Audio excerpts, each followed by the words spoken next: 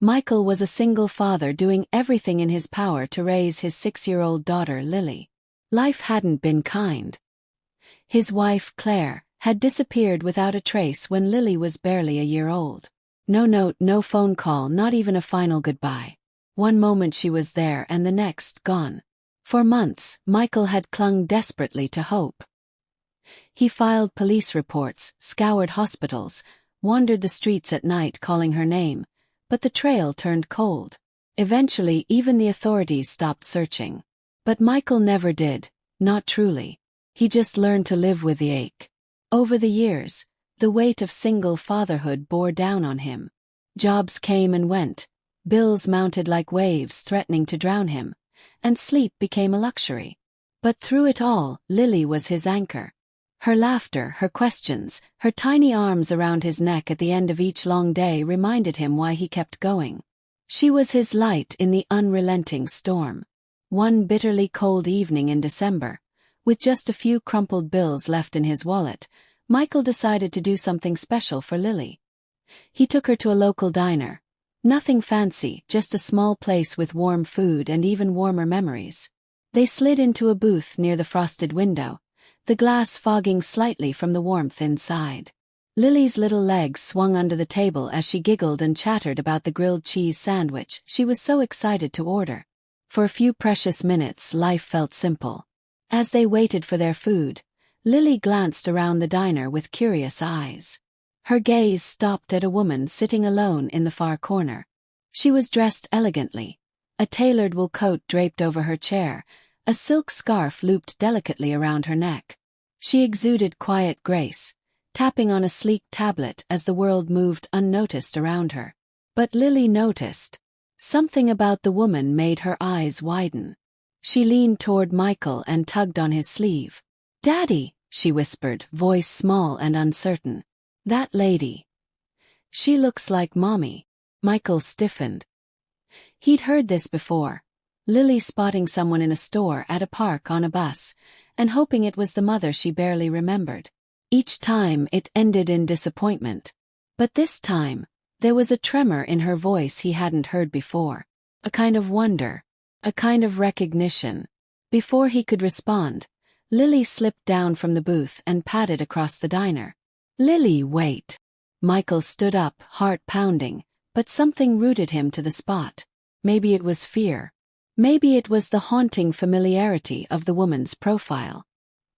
He watched helplessly as his daughter approached the stranger. The woman looked up, surprised. "Hello, sweetie. Are you lost?" Lily didn't speak at first.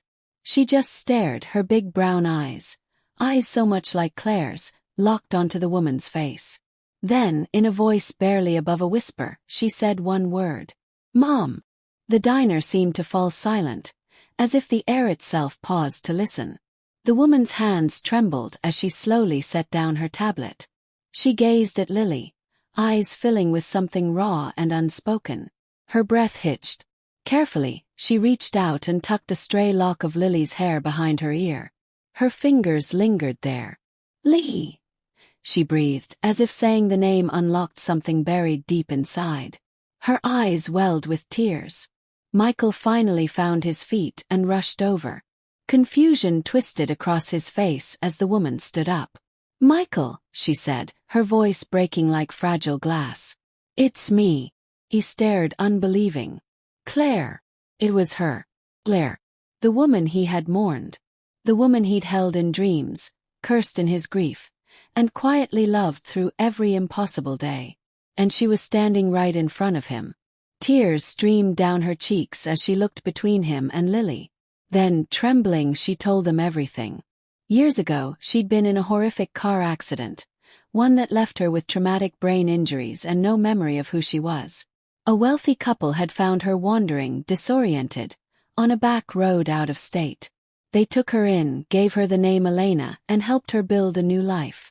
For years she lived as someone else. Philanthropist. A woman with a new story. But over the last few months, memories had begun to surface. Fragments that didn't belong. Lullaby. The smell of baby powder. A man's laugh she couldn't place.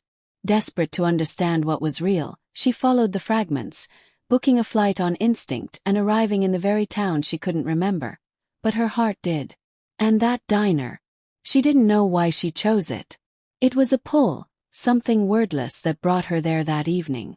What reunited them wasn't a headline or private investigator. It was a little girl with an unshakable heart who believed that love could still find its way home. That night, they stayed in the diner for hours.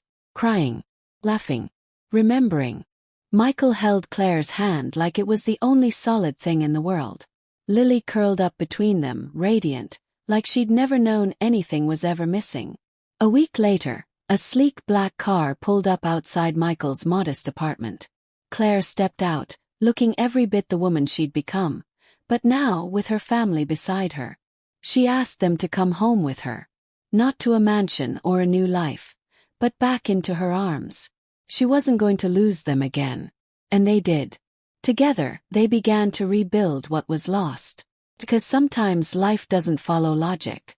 It moves on the currents of love, innocence, and perfect timing. Message to the viewers. Life has a strange, beautiful way of bringing people back when we least expect it. May not always make sense. But it's not about reason, it's about love. About the hearts that never forget. And the little voices that lead us back home. This story reminds us, even in our darkest moments, hope can break through, in the most unexpected ways.